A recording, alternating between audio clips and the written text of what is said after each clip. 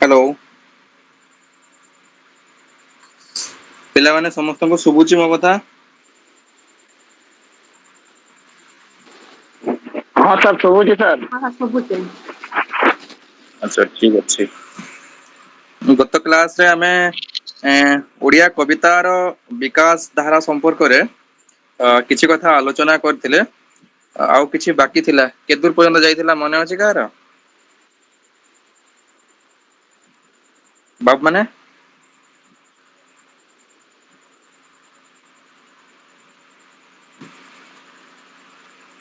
आमे केदूर पर्यंत आलोचना करथिले काହାର मने अछि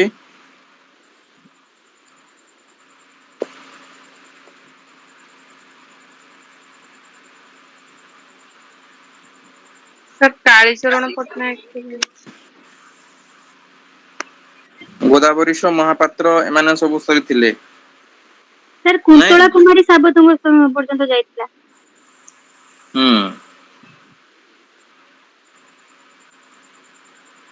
तांकर कोन कविता थिला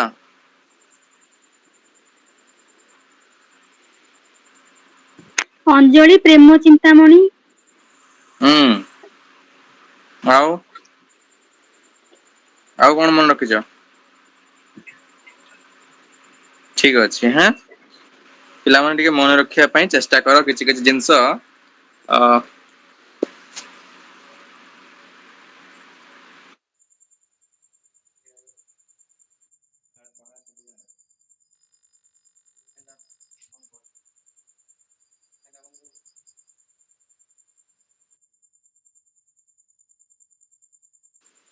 हेलो ठीक अछि ठीक अछि आमे एबे देखिबा जे कुंतला कुमारी साबत विशेष भाव तम माने जानि रखिबा उचित जे आमे जेतेबेले आम साहित्य को जुग विभाजन करू विभिन्न पर्याୟରେ आमे गोटे जुग को विभाजित करू एक निर्दिष्ट शैली रे जुग को विभाजित करा जाय जହାର मूल जिंसटी ହେଲା जे कवितार चेतना दृष्टि आमे आम ओडिया साहित्य समालोचक माने जोग को विभाजित करछंती तेणु करी तमाने लक्ष्य करथिबो जे सबुज जुगर अतिक्रांत परे बा सबुज जुग केते मसिया रु केते मसिया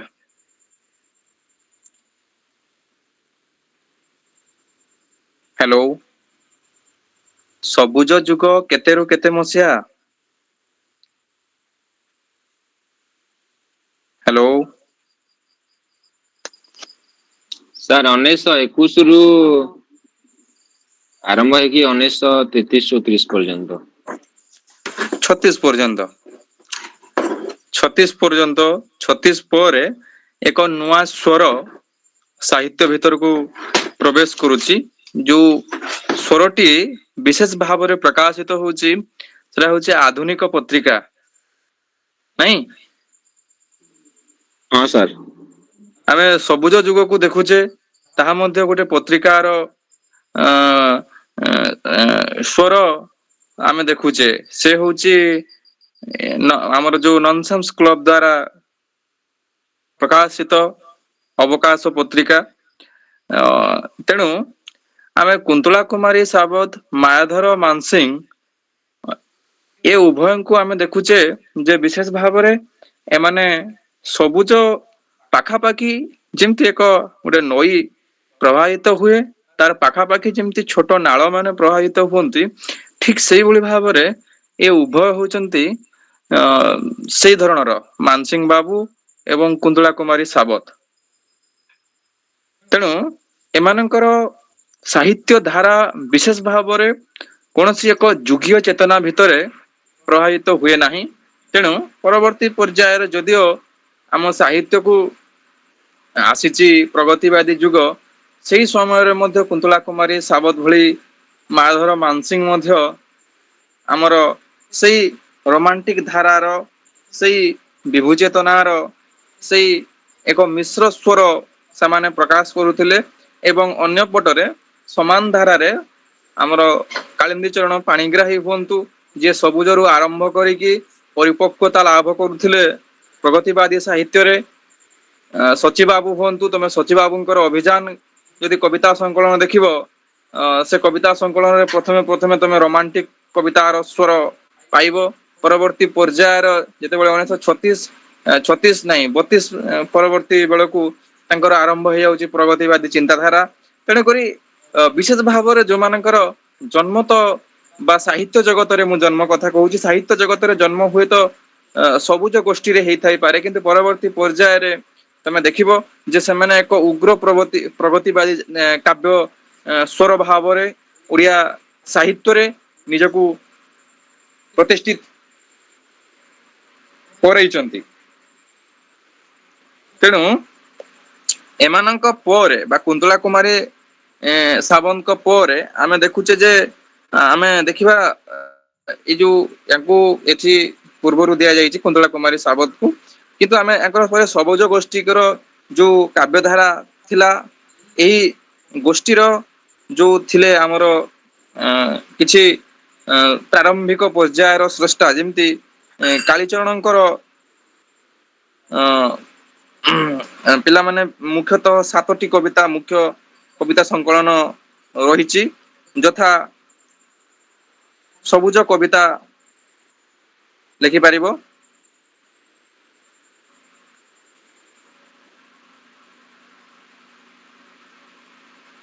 ମୁଁ ଭୁଲ କହିଲି ଯେ କାଳିଚରଣଙ୍କର 7ଟି କବିତା ସଂକଳନ ନୁହେଁ, ମାତ୍ର 7ଟି କବିତା ରହିଛି, ଯୋଉଟା ବିଶେଷ ଭାବରେ ତାଙ୍କର ଯୋଉ ସବୁଜ କବିତା ସଂକଳନ ପ୍ରକାଶ ପାଇଥିଲା, ସେଇ ସଂକଳନରେ ପ୍ରକାଶିତ ହେଇଛି। ତାପରେ ମହାଦୀପ, ମନେ ନାହିଁ, କ୍ଷଣିକ ସତ୍ୟ, ଛୁରୀଟିଏ ଲୋଡ଼ା ଇତ୍ୟାଦି ତାଙ୍କର ଆଉ ପରବର୍ତ୍ତୀ ପର୍ଯ୍ୟାୟର କେତୋଟି କବିତା ଯୋଉଟା ବିଶେଷ ଭାବରେ ଆମମାନଙ୍କୁ ଆଦୃତ ହେଇଛି। ତମେ ଦେଖିଥିବ ଯେ ଛୁରୀଟିଏ ଲୋଡ଼ା ଏ କବିତା କୌଣସି ଏକ ରୋମାଣ୍ଟିକ ପ୍ରବଣ କବିର ଭାବ ନା ନୁହେଁ, ଏହା ବିଶେଷ ଭାବରେ କଣ ନା ଏକ ପ୍ରଗତିବାଦୀ ଶୋଷକ ବିରୁଦ୍ଧରେ ସ୍ୱର ଉତ୍ତୋଳନ କରିବାର କବି କାଳିଚରଣ, କାଳିନ୍ଦୀ ଚରଣ। ତାପରେ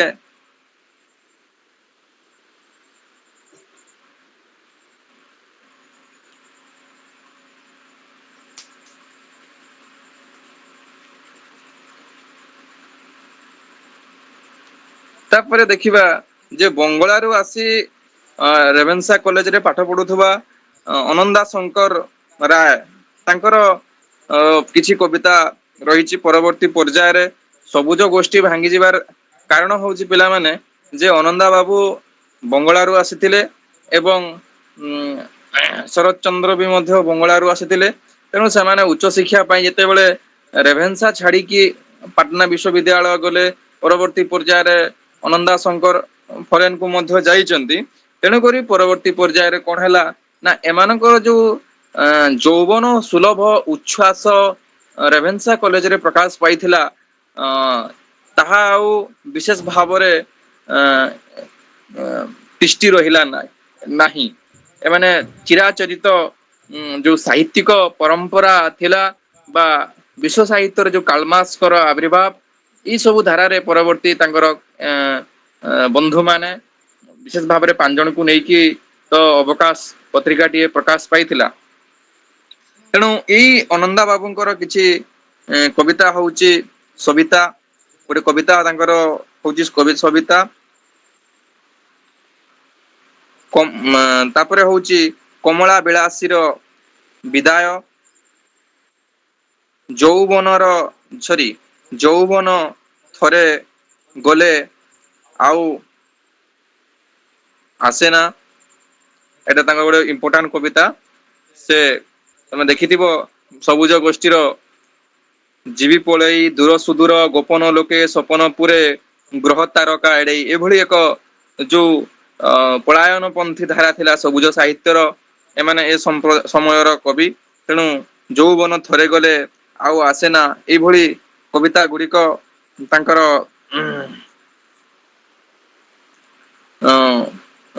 ଯୋଉ ରୋମାଣ୍ଟିକ ପ୍ରବଣ ଭାବର ପରିଚାୟକ।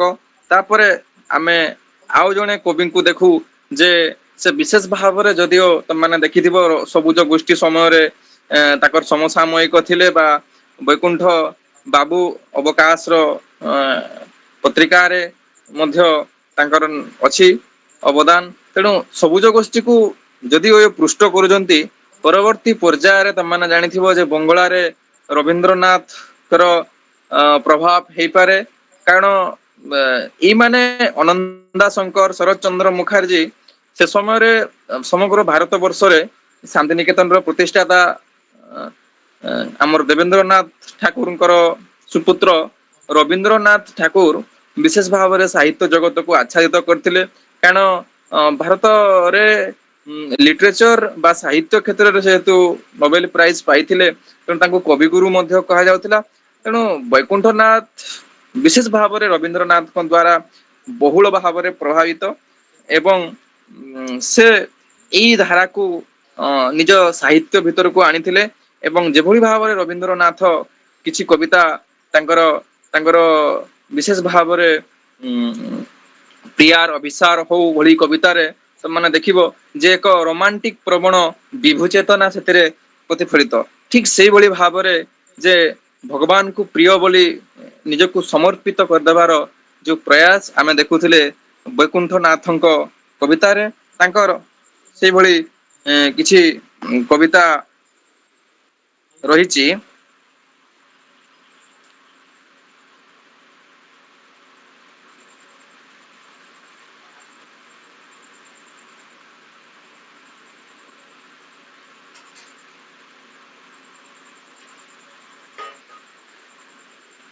ଯୋଉ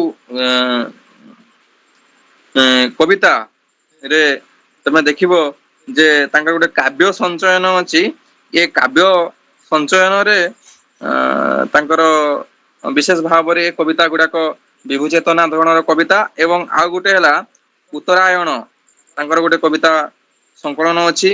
ଏହି କବିତା ସଂକଳନରେ ତମାନେ ଦେଖିବାକୁ ପାଇବ।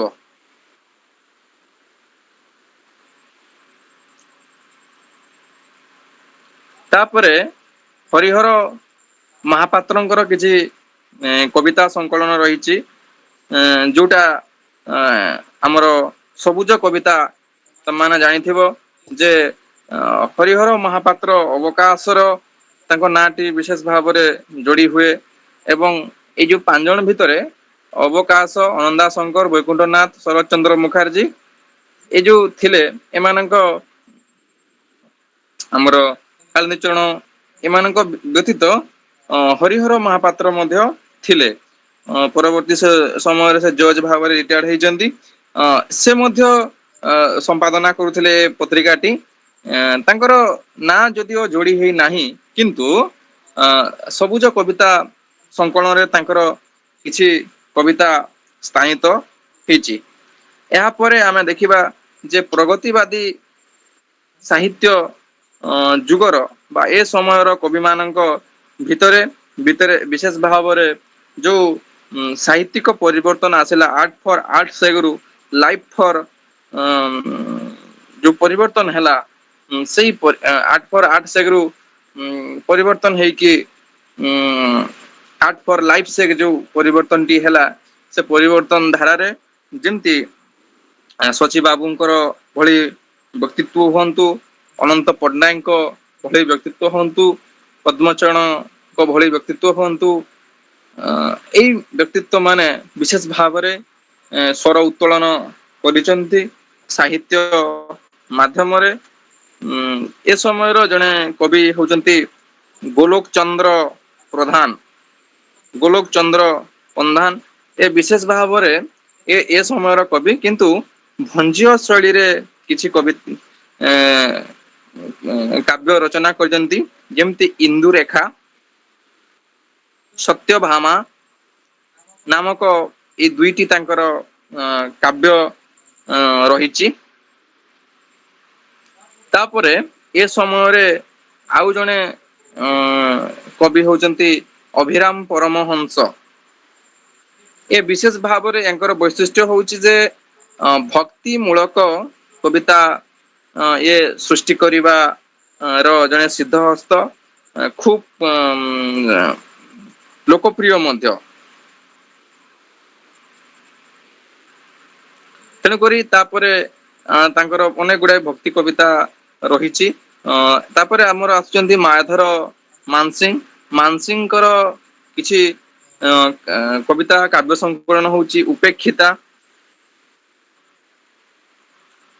ନିକ୍ୱଣ, ଶୁଭଦୃଷ୍ଟି,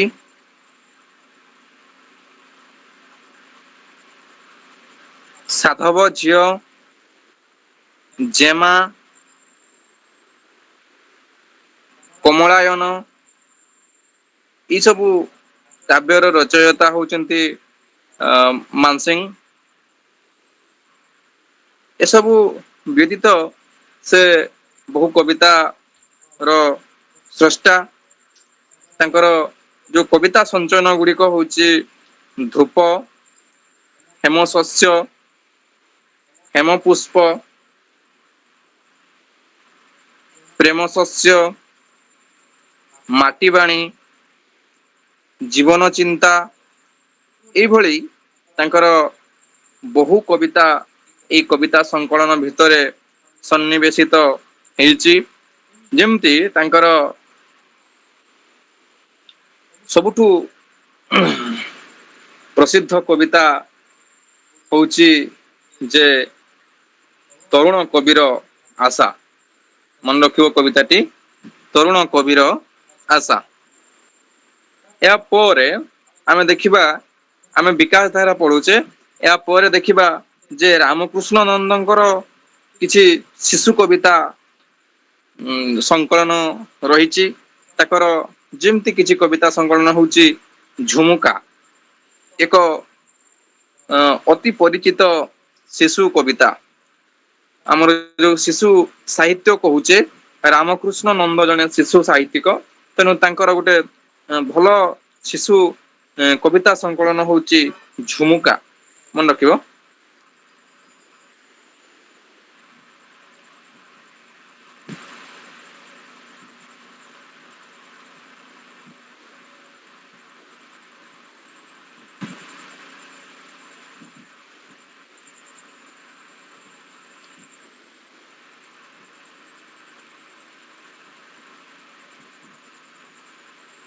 ତାପରେ ହଉଛନ୍ତି ଆମର ନିର୍ମଳା ଦେବୀ। ନିର୍ମଳା ଦେବୀ, ନିର୍ମଳା ଦେବୀଙ୍କର କିଛି କବିତା ହଉଛି ଦିନାନ୍ତେ, ସ୍ୱାମୀନ୍ତେ, ସ୍ୱାମୀନ୍ତେ, ବର୍ଣ୍ଣରାଗ। ଏଇ ଅଳ୍ପ କବିତା ସଂକଳନର ସ୍ରଷ୍ଟା ହଉଛନ୍ତି ନିର୍ମଳା ଦେବୀ। ତାପରେ ହଉଛି ଡମ୍ବରୁଧର ପରିଡା। ତାଙ୍କର କିଛି କବିତା ସଂକଳନ ହଉଛି ତ୍ରିବେଣୀ,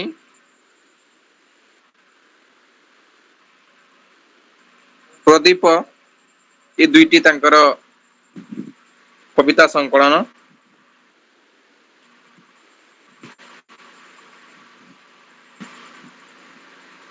ତାପରେ ହଉଛି ପବିତ୍ର ମୋହନ ପ୍ରଧାନ।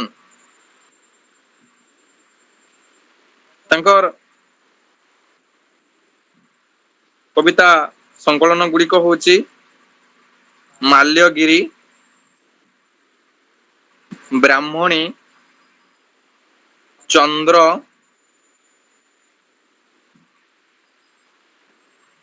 ଭରତ ଅଭିଶାପ, ନେତା ନିର୍ବାଚନ, ମିଳନ ଇତ୍ୟାଦି ତାଙ୍କର କିଛି କବିତା ସଂକଳନ ରହିଛି ଏବଂ ତାଙ୍କର ସମୁଦାୟ କବିତା କାବ୍ୟ ଗୁଡ଼ିକୁ ସଞ୍ଚୟନ କରାଯାଇଛି କାବ୍ୟ କବିତା ମାଳା ବୋଲି ତାଙ୍କର ଗୋଟେ ସଞ୍ଚୟନ କରାଯାଇଛି। ତାପରେ ରାଧାମୋହନ ଗଡ଼ନାୟକ ରାଧାମୋହନ ଗଡ଼ନାୟକ ତାଙ୍କର କିଛି ପ୍ରସିଦ୍ଧ କାବ୍ୟ ସଂକଳନ ବା କବିତା ସଂକଳନ ରହିଛି କାବ୍ୟ ନାୟିକା, ଉତ୍କଳିକା, ମୌସୁମୀ, ପଶୁ ପକ୍ଷୀର କାବ୍ୟ, ଶାମୁକାର ସ୍ୱପ୍ନ,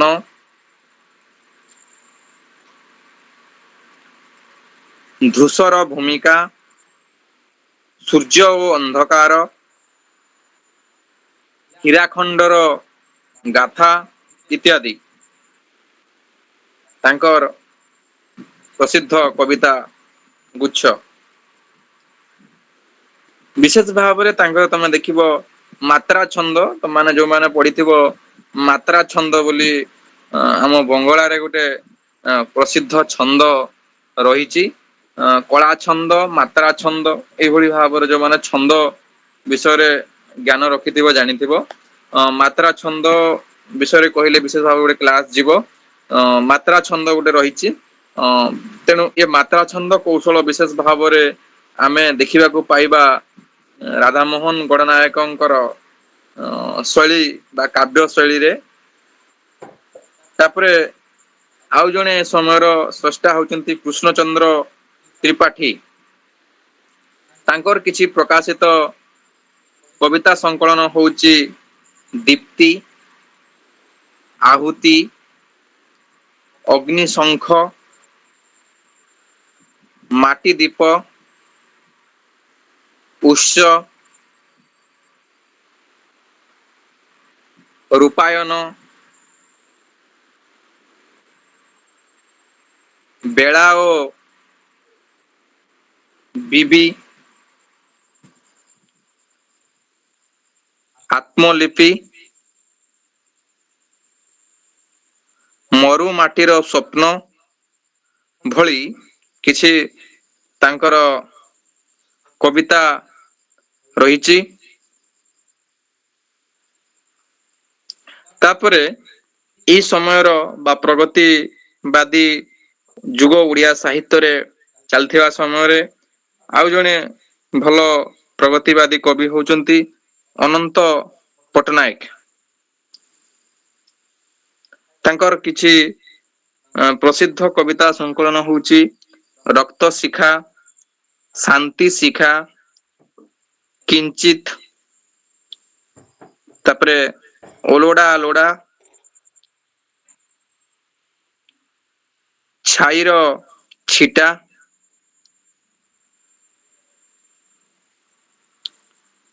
ଅଋତୁ ଋତୁ, ଅବାନ୍ତର ଭଳି କିଛି ପ୍ରଗତିଶୀଳ ମନୋଭାବ ତାଙ୍କ କବିତା ଭିତରୁ ବିଶେଷ ଭାବରେ ସ୍ୱତଃସ୍ଫୂର୍ତ୍ତ ଭାବରେ ପ୍ରକାଶିତ ହୁଏ। ଏ ସମୟରେ ଆଉ ଜଣେ ଭଲ ପ୍ରଗତିବାଦୀ କବି ହଉଛନ୍ତି ଜୟକୃଷ୍ଣ ମିଶ୍ର। ତାଙ୍କର କିଛି କବିତା ସଂକଳନ ରହିଛି ଯେମିତି ଅଂଶୁପା, ମାଲ୍ୟଗିରି। ଏ ଦୁଇଟି ର ସ୍ରଷ୍ଟା ହେଉଛନ୍ତି ବିଶେଷ ଭାବରେ ଏ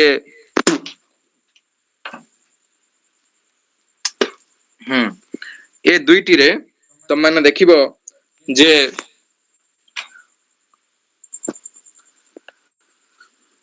ଏକ ପ୍ରକୃତି ପ୍ରବଣତାର ଏକ ନୈସର୍ଗିକ ଚିତ୍ର। ଏହା ପରେ ରହିଛି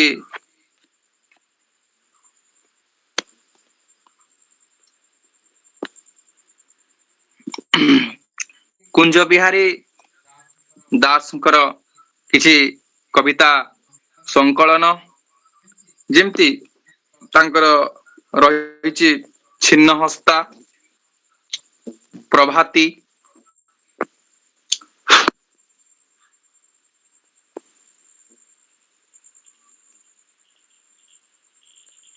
ବୀରଶ୍ରୀ, ନବମାଳିକା,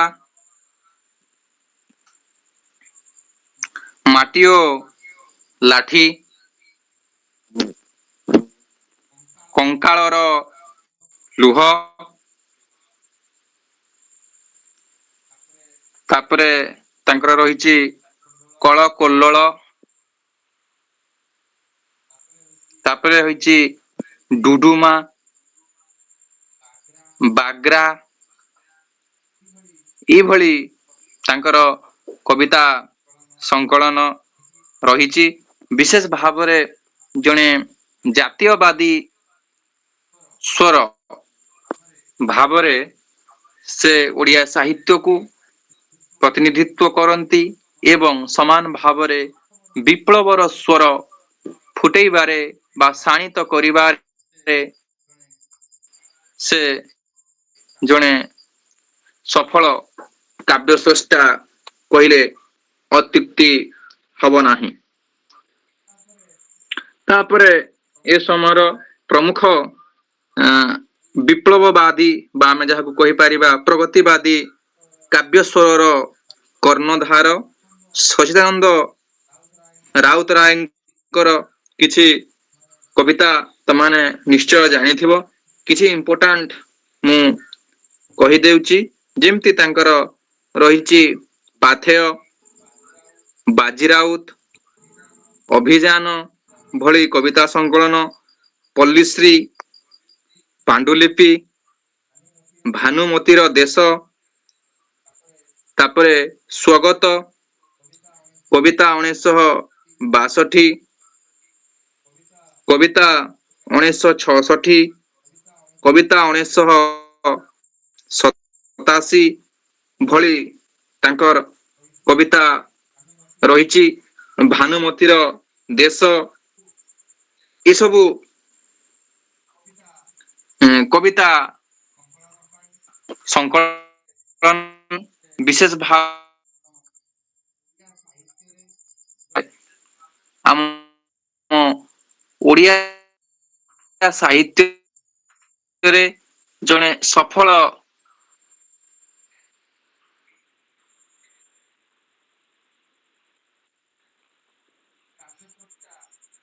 କାବ୍ୟ ସ୍ରଷ୍ଟା ଭାବରେ ପରିଚିତ।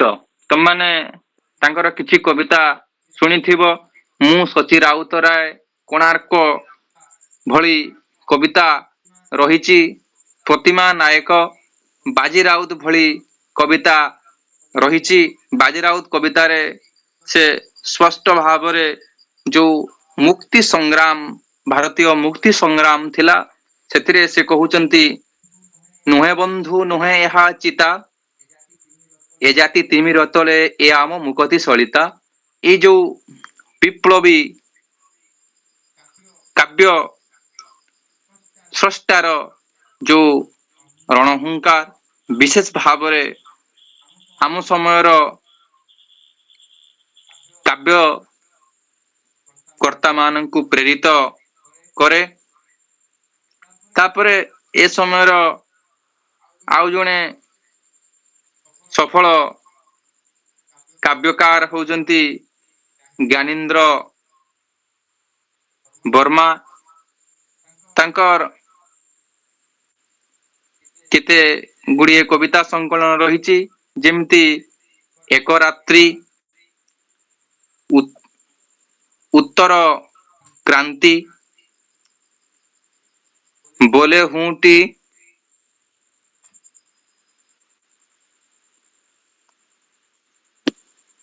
ତାପରେ ହଉଛି ତାଙ୍କର ଉଁ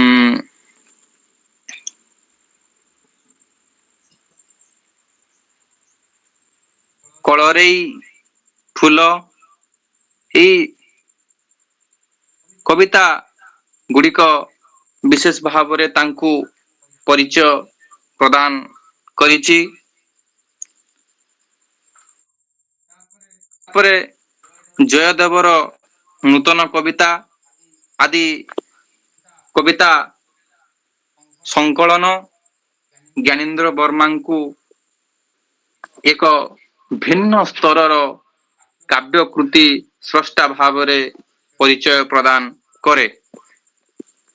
ତାପରେ ଏ ସମୟରେ ଆମେ ଦେଖିବା ବିନୋଦ ଚନ୍ଦ୍ର ନାୟକ, ଯେ କି ଆଧୁନିକ ଓଡ଼ିଆ କବିତା କୁ ତାଙ୍କ ବିଶେଷ ଭାବରେ ଅବଦାନ ରହିଛି। ତମମାନେ କିଛି କବିତା ପଢିଥିବ, ଯେମିତି ଗ୍ରାମ ପଥ ଗୋଟେ ତାଙ୍କର ଅତି ପରିଚିତ କବିତା।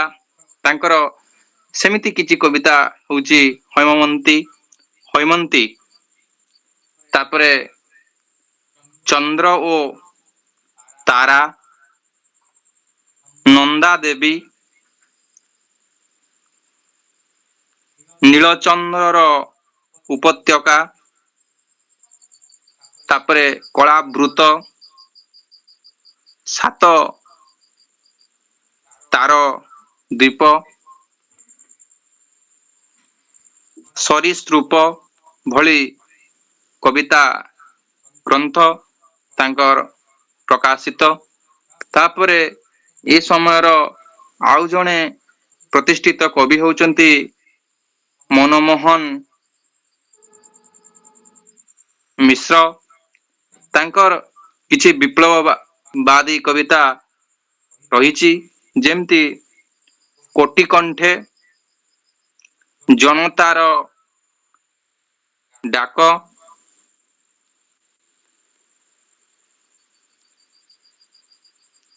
ନୂଆ ଗପଟିଏ ଲେଖ, ଆବାଜ ଭଳି କିଛି ବିପ୍ଳବବାଦୀ କବିତା ତାଙ୍କର ଲେଖନୀ ମୂଳରୁ ବିଶେଷ ଭାବରେ ପ୍ରଭାବିତ ହେଇଛି।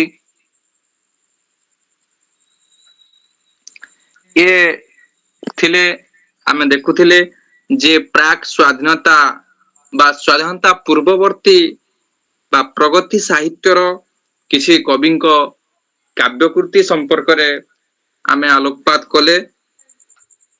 ବିଶେଷ ଭାବରେ ଆମେ ଏହା ପରେ ସ୍ୱାଧୀନତା ପରବର୍ତ୍ତୀ ପର୍ଯ୍ୟାୟର ଯୋଉମାନେ ବିଶେଷ ଭାବରେ ସ୍ୱାଧୀନତା ପରବର୍ତ୍ତୀ ସ୍ୱରକୁ ନିଜର କବିତା ଭିତରେ ଉଜ୍ଜୀବିତ କରିଛନ୍ତି, ସେଇମାନଙ୍କ ବିଷୟରେ ଆଲୋଚନା କରିବା। ସେମାନଙ୍କ ଭିତରୁ ଯୋଉମାନେ ପ୍ରମୁଖ ଅଛନ୍ତି ବିଶେଷ ଭାବରେ ସେମାନଙ୍କର ସିଲାବସ ରେ ସେଗୁଡାକ ଦିଆଯାଇଛି। ତାଙ୍କ ସମ୍ପର୍କରେ ତ ଆମେ ଡିଟେଲ୍ସ ଭାବରେ ପଢିବା। ତେଣୁ ଏ କବିତାର ବିକାଶ ଧାରା ସମ୍ପର୍କରେ ଯୋଉ ଆମର ଆଲୋଚନା ଚାଲିଛି, ଆମେ ଏ ଯୋଉ ପ୍ରାକ୍ ସ୍ୱାଧୀନତା କାଳର କେତେ ଜଣ ଯୋଉ କବି ବିଶେଷ ଭାବରେ ଦେଖୁଥିଲେ, କିନ୍ତୁ ଏମାନେ ସ୍ୱାଧୀନତା ପରବର୍ତ୍ତୀ କାଳରେ ମଧ୍ୟ କବିତା ରଚନା କରିବାରେ ସକ୍ରିୟ ରହିଛନ୍ତି। ସେମାନଙ୍କ ବ୍ୟତୀତ ବହୁ ଏଭଳି ପ୍ରତିଭା ରହିଛନ୍ତି ଯୋଉମାନେ ବିଶେଷ ଭାବରେ ସାମ୍ପ୍ରତିକ କାଳରେ ମଧ୍ୟ କବିତା ସାହିତ୍ୟ ଜଗତରେ ଆନ୍ତର୍ଜାତିକ ଭାବଧାରାକୁ ଉଦ୍ବୁଦ୍ଧ କରି ସାହିତ୍ୟ ସୃଷ୍ଟି କରୁଛନ୍ତି। ବିଶେଷ ଭାବରେ ଚିତ୍ରକଳ୍ପ, ମେଟାଫର, ଆମର ଇମେଜ, ଏଭଳି ଆଧୁନିକ ଯୋଉ ଆଙ୍ଗିକ ପ୍ରାରୂପ ବା ଯାହାକୁ କୁହାଯାଇପାରେ ଲିଟେରାରି ଇନଷ୍ଟ୍ରୁମେଣ୍ଟ କୁ ଧରି ସେମାନେ ସାହିତ୍ୟକୁ ଏକ ନୂତନ ଧାରାରେ ଫୁଟେଇବାକୁ ଚେଷ୍ଟା କରୁଛନ୍ତି। ସେଭଳି କିଛି ସ୍ରଷ୍ଟା ହଉଛନ୍ତି ସୁନ୍ଦରମଣି ପଟ୍ଟନାୟକ, ଜଣେ ବିଶେଷ ଭାବରେ ବିଦଗ୍ଧା ନାରୀ କବି। ତାଙ୍କର କିଛି କୃତି ହଉଛି ପଦ୍ମାବତୀ, ସୁଭଦ୍ରା ପରିଣୟ, କିଶୋରୀ କିଶୋର ଚନ୍ଦ୍ରାନନ୍ଦ ଚମ୍ପୁ ଆଦି କାବ୍ୟ ଏବଂ କୋଣାର୍କ, ପଲ୍ଲୀଶ୍ରୀ, ସ୍ୱର୍ଣ୍ଣ ରେଣୁ ଆଦି କବିତା ଗ୍ରନ୍ଥ ବିଶେଷ ଭାବରେ ତାଙ୍କୁ ଏକ ସାର୍ଥକ ନାରୀ କବି ଭାବରେ ପରିଚୟ ପ୍ରଦାନ କରିଛି।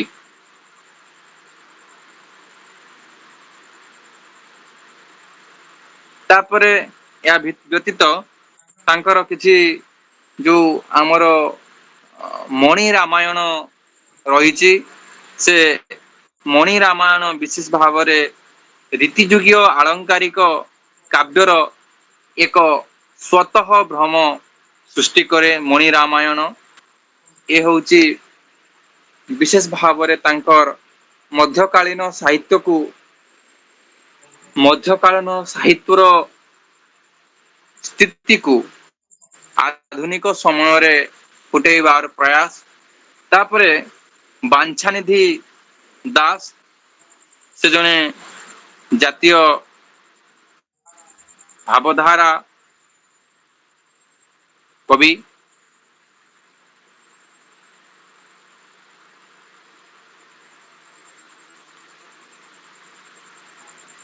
ତାପରେ ଜାନକୀ ବଲ୍ଲଭ ପଟ୍ଟନାୟକ, ତାଙ୍କର କିଛି କବିତା ରହିଛି, ଯେମିତି ସିନ୍ଧୁ ଉପତ୍ୟକା ଭଳି ଏକ ସ୍ୱଳ୍ପ କବିତା ଗୁଚ୍ଛ ପ୍ରକାଶିତ ହେଇଥିଲେ ମଧ୍ୟ ବହୁ ପ୍ରଶଂସିତ। ଏଥିରେ ଆମେ ଦେଖିବା ଯେ ତାଙ୍କର ରୁଚିପୂର୍ଣ୍ଣ ଭାଷା ଏବଂ ସାବଳୀଳ ପ୍ରକାଶ ଭଙ୍ଗୀ ତାଙ୍କୁ ଏକ ସ୍ୱତନ୍ତ୍ର କାବ୍ୟ ମାନସ ଜଗତର ଜଣେ ସ୍ରଷ୍ଟା ଭାବରେ ପରିଚୟ ପ୍ରଦାନ କରେ। ତାପରେ ଗୁରୁପ୍ରସାଦ ମହାନ୍ତି, ତାଙ୍କର କିଛି ପ୍ରସିଦ୍ଧ କବିତା ତମାନେ ତାଙ୍କ ସ୍ପେଶିଆଲ ବିଷୟରେ ପଢିବ। ତାଙ୍କର ଯେମିତି ରହିଛି ନୂତନ କବିତା, ସମୁଦ୍ର ସ୍ନାନ, କାଳ ପୁରୁଷ, ଏଇ କବିତା ଗୁଡ଼ିକର ସ୍ରଷ୍ଟା। ତାଙ୍କ କବିତାର ଗୁରୁତ୍ୱପୂର୍ଣ୍ଣ ଜିନିଷ ହଉଛି, ତମେ ମାନେ ଜାଣିଛ ଯେ ମିଥ୍, ଚିତ୍ରକଳ୍ପ, ଏସବୁ ଯୋଉ ଆଧୁନିକ ଇନ୍ଷ୍ଟ୍ରୁମେଣ୍ଟ କୁ ସେ ବ୍ୟବହାର କରି ସାହିତ୍ୟକୁ ଏକ ଦୁର୍ବୋଧ୍ୟ କରିବାର ପରମ୍ପରା ଗୁରୁପ୍ରସାଦ, ରମାକାନ୍ତ, ସୀତାକାନ୍ତଙ୍କ ପ୍ରଭାବ ରହିଛି। ତାପରେ ଏ ସମୟର ଗୋପାଳ ଚନ୍ଦ୍ର ମିଶ୍ର, ତାଙ୍କର କିଛି ରହିଛି କବିତା ସଂକଳନ, ଯେମିତି ବିଦ୍ରୋହୀ ଦିବାକର,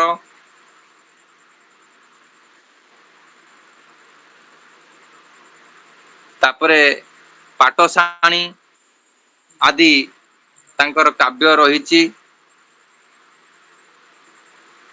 ଭୀରୁ ପୃଥିବୀ,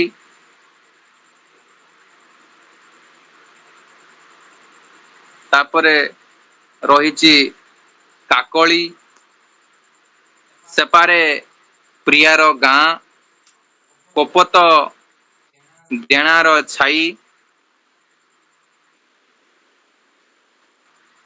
କବିତା ଅନେକ ଋତୁର, ପୁନଶ୍ଚ ପୁରୁଷୋତ୍ତମ, ପୁନଶ୍ଚ ସମୁଦ୍ର ଇତ୍ୟାଦି କବିତା ଗ୍ରନ୍ଥର ରଚନା କରି ଜଣେ ନିରୋଳ ଆଧୁନିକ କବିର ପ୍ରତିଷ୍ଠା ଲାଭ କରିଛନ୍ତି। ଏହାପରେ ଆଉ ଜଣେ ସମୟର ସାମ୍ପ୍ରତିକ ସମୟର କାବ୍ୟ ସ୍ରଷ୍ଟା ସତ୍ୟାନନ୍ଦ ଚମ୍ପତି ରାୟ ତାଙ୍କର କିଛି କବିତା ସଂକଳନ ରହିଛି ରତି ବିଳାପ, ତାପରେ ତାଜମହଲ, ଯମୁନା ଓ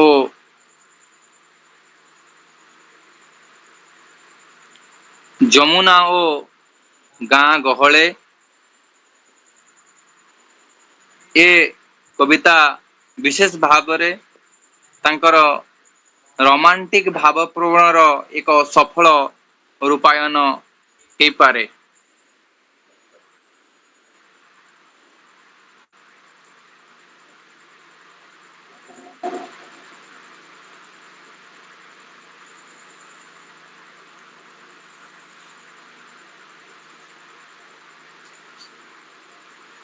ତାପରେ ଜାନକୀ ବଲ୍ଲଭ ମହାନ୍ତି ତାଙ୍କର ଜୀବଦଶା ମଧ୍ୟରେ ଯେତିକି କବିତା ରଚନା କରିଛନ୍ତି, ସେ କବିତା ଗୁଡ଼ିକୁ ଦୁଇଟି କବିତା ସଂକଳନରେ ପ୍ରକାଶ କରିଛନ୍ତି।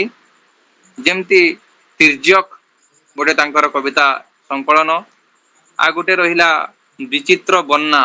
ଏଇ ଉଭୟ ଗ୍ରନ୍ଥରେ ତାଙ୍କର କବିତା ଗୁଡ଼ିକ ପ୍ରକାଶିତ ହେଇଛି। ଜଣେ ସମ୍ବେଦନଶୀଳ ରୋମାଣ୍ଟିକ କବି ଭାବରେ ତାଙ୍କର ବେଶ ପରିଚୟ ରହିଛି।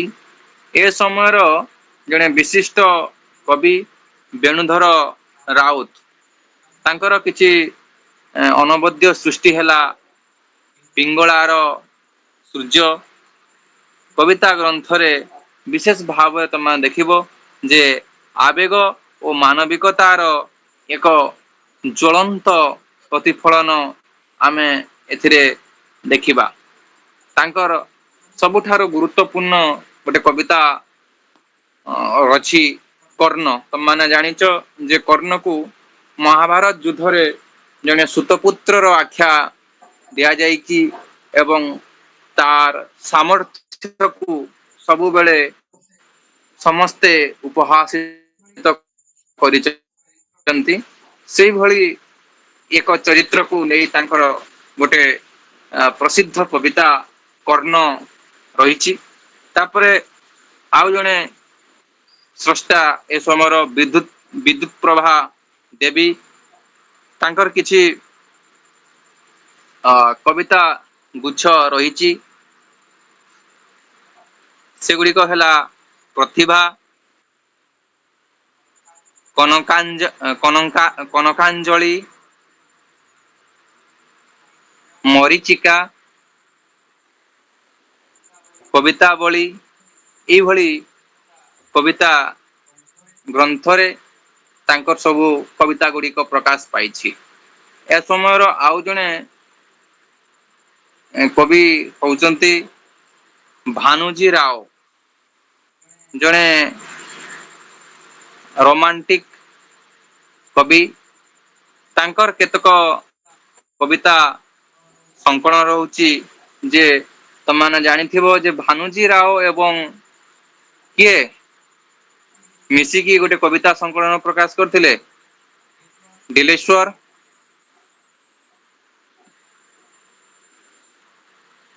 ସସ୍ମିତା, ହ୍ୟାଲୋ।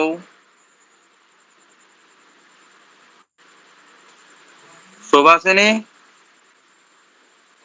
ହ୍ୟାଲୋ। ମୋ କଥା ଶୁଭୁଛି ତ?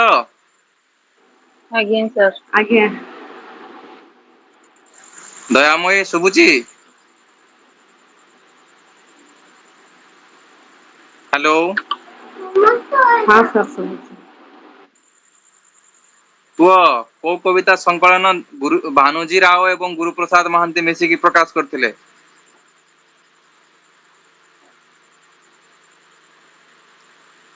ମନେ ନାହିଁ ଡିଲେଶ୍ଵର ଆଁ ଆରେ ବାବୁ ମନେ ନାହିଁ ନୂତନ କବିତା ବୁଝିଲା ଲେଖ ଇଏ ମଧ୍ୟ ନୂତନ କବିତାରେ ୟାଙ୍କର କିଛି କବିତା ପ୍ରକାଶ ପାଇଛି କାହାର ଭାନୁଜୀ ରାଓଙ୍କର ତାପରେ ତାଙ୍କର ରହିଛି ଭାନୁଜୀ ରାଓଙ୍କର ଆଉ କିଛି କବିତା ରହିଛି ବିଷାଦ ଏକ ଋତୁ ନଈ ଆରପାରି ଏ ଦୁଇଟି ତାଙ୍କର ଏକ ଅ ବିଶେଷ ଭାବରେ ପରିଚିତ କବିତା ତାପରେ ଚିନ୍ତାମଣି ବେହେରାଙ୍କର କିଛି କବିତା ଗୁଚ୍ଛ ରହିଛି ଯେମିତି ଶ୍ୱେତ ପଦ୍ମା ସ୍ୱସ୍ତିକା ନୂତନ ସ୍ୱାକ୍ଷର କଳା ଓ କଳଙ୍କ ତୃତୀୟ ଚକ୍ଷୁ ନୀଳ ଲୋହିତ ହେ ବୈଦେହୀ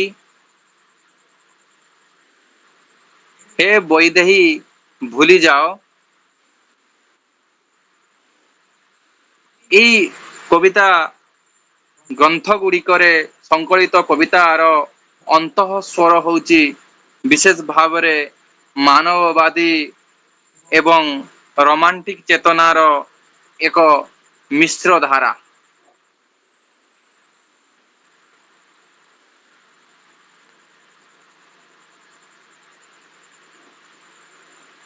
ତେଣୁ ଏଇ ଯୋଉ ବିକାଶ ଧାରା ପର୍ଯ୍ୟାୟରେ ଆମେ ଦେଖୁଛେ ଯାହାକୁ କହୁଛେ ଇଂରାଜୀରେ ପୋଷ୍ଟ ମଡର୍ନ ଲିଟରେଚର ବା ଉତ୍ତର ଆଧୁନିକ ଯୁଗ ଏଇ କାଳଖଣ୍ଡ ଭିତରେ ଯୋଉ କାବ୍ୟ ସ୍ରଷ୍ଟା ମାନଙ୍କୁ ଆମେ ଦେଖୁଛେ ବିଶେଷ ଭାବରେ ସେଇ କାବ୍ୟ ସ୍ରଷ୍ଟା ମାନଙ୍କ କାବ୍ୟ କୃତିରେ ଆମେ ନୂଆ ସମୟର ନୂଆ ଧାରାକୁ ଉପଲବ୍ଧି କରିପାରୁଛେ ଆଜି ପାଇଁ ଆମେ ଏତିକି ଦେଖିବା ଆସନ୍ତା କ୍ଲାସରେ ଆଉ କିଛି କଥା ଦେଖିବା ବହୁତ ପିଲା ଆଉ ଅଳ୍ପ ପିଲା ଅଛନ୍ତି